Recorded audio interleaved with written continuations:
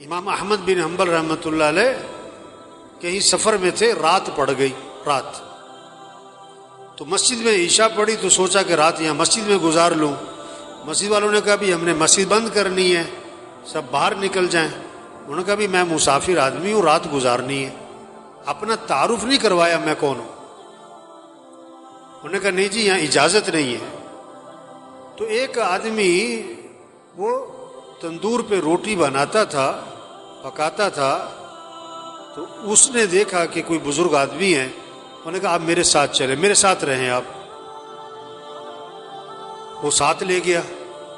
اب اس کا چونکہ تندور کا کام، آٹا گوندھ رہا ہے، استغفر اللہ استغفر اللہ استغفر اللہ، روٹی پکا رہا ہے، استغفر اللہ استغفر اللہ، اٹھ رہا ہے، بیٹھ رہا ہے، استغفر اللہ استغفار کی کثرت کر رہا ہے۔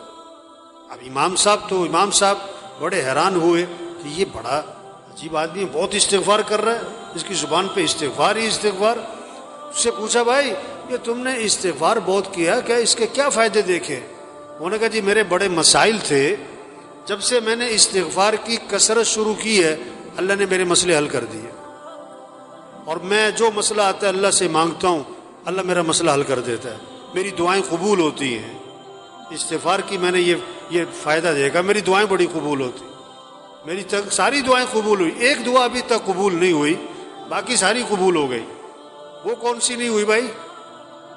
کہ میں نے نام سنا ہے کوئی امام احمد بن حنبل، بڑے اللہ والے، کوئی بزرگ آدمی ہے، میں نے اللہ سے دعا مانگی کہ اللہ میری کبھی ان سے زیارت ملاقات تو کروا دے، میں ان کی زیارت کرنا چاہتا ہوں، یہ میں نے دعا مانگی، یہ ابھی تک قبول نہیں ہوئی، باقی ساری قبول ہو گئی ہیں۔ امام صاحب نے کہا اللہ کے بندے تیری وہ دعا بھی قبول ہو گئی، میں جو تیرے سامنے بیٹھ رہا ہوں احمد بن حنبل ہی بیٹھا ہوں میں تیرے سامنے، اور مجھے لگتا یہ ہے یہ استغفار کی جو تیری کثرت ہے نا یہی مجھے کھینچ کے یہاں پر لے کر آئی ہے۔ ایک صحابی نکلے اور زور سے کہہ رہے ہیں واہ ذنوبا، ہائے میرے گناہ، ہائے میرے گناہ، میں تو ہلاک ہو گیا۔ آپ نے فرمایا کیا ہوا؟ کہ حضور میرے سے گناہ بہت ہو گئے، میں تو مارا گیا۔ آپ نے فرمایا کہو اللہم ان مغفرتک اوسع من ذنوبی ورحمتک ارجى عندی من عملی۔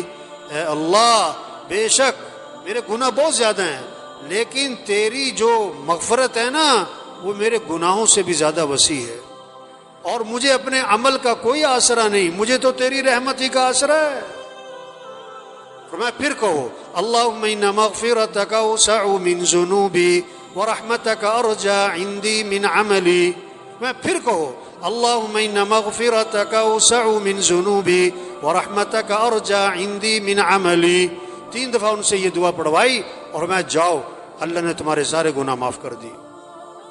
کلکم خطاؤون وخیر الخطائین التوابون۔ حضور صلی اللہ علیہ وسلم نے فرمایا تم سب کے سب خطا کار ہو، اور بہترین خطا کار وہ ہیں جو اللہ سے معافی مانگیں۔ فقلت استغفروا ربکم انہ کان غفارا یرسل السماء علیکم مدرارا ویمددکم باموال وبنین ویجعل لکم جنات ویجعل لکم انہارا۔ استغفار کرو تو کیا ہوگا؟ ایک تو اللہ گناہ معاف کر دیں گے، اور پھر اللہ بارشیں دیں گے، اور اللہ تمہاری مدد کریں گے، مال بھی دیں گے، مال اولاد بھی دیں گے، بیٹے دیں گے، اور اللہ نہروں میں برکت دیں گے، باغات میں برکت دیں گے۔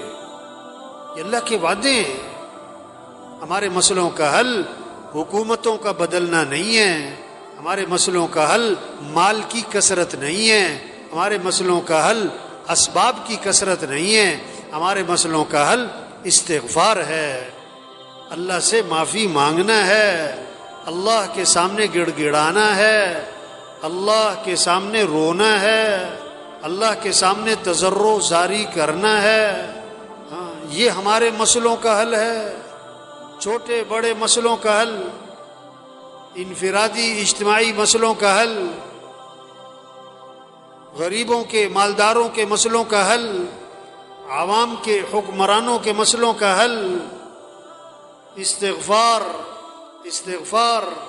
اللہ سے معافی مانگیں، توبہ کریں، اللہ کے سامنے روئیں، اللہ کے سامنے گڑ گڑائیں، اپنے گناہوں کو چھوڑیں، جو غلطی ہوئی اس پر ندامت ہو، آئندہ اس گناہ سے بچنے کا عزم ہو،